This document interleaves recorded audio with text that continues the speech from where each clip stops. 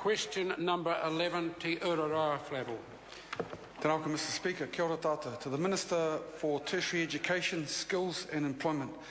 What feedback, if any, has he received about the impact that the new restrictions in student allowance eligibility for those aged 40 and over will have on the goal to increase the number of Māori students enjoying success at higher qualification levels, particularly the significant numbers of Māori who have accessed second chance educational opportunities?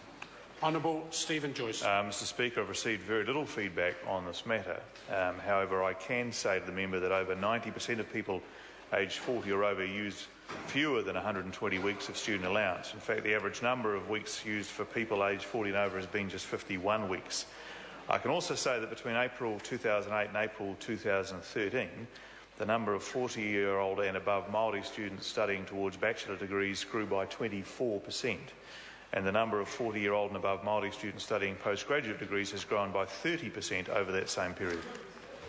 Supplementary. Supplementary question to Ururoa Flavell. To the Minister, is he concerned that Māori participation in postgraduate studies is being adversely affected by the caps on student allowances? And what opportunity is there to enable the Tertiary Education Commission to direct the funding to where it is most needed in order to achieve their goal to increase the number of Māori students enjoying success at higher qualification levels? Honourable Stephen Joyce. Mr Speaker, to the first part of the question, no, I'm not at this stage. The indications I've received so far that it has not had a significant effect on the participation in postgraduate studies. To the second part, the Government's Equity Loading Fund provides a top-up to student achievement component funding in recognition of the additional costs that may be associated with supporting priority learners like Māori, Pacifica and students with disabilities.